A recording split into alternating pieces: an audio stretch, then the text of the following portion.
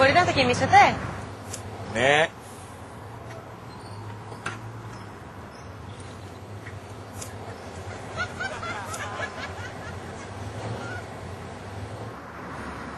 Συγγνώμη, δεν είναι λίγο επικίνδυνο το κάπνισμα?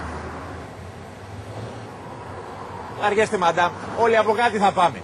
Άλλος έτσι, άλλος αλλιώς. Έχω σήμερα τα γενέθλιά μου και είπαμε λίγο να το ρίξουμε έξω, καταλάβατε. Αφεντικό! Χρόνια πολλά, Ω, ευχαριστώ. Βάλ' το πάνω στην Αντλία, Σούπερ αμόλυβδη, Ναι.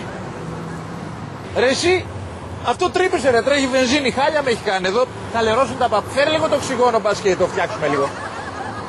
Έλα, για να δώσουμε λίγο εδώ.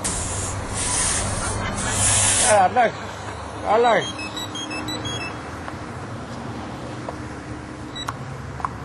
Έλα.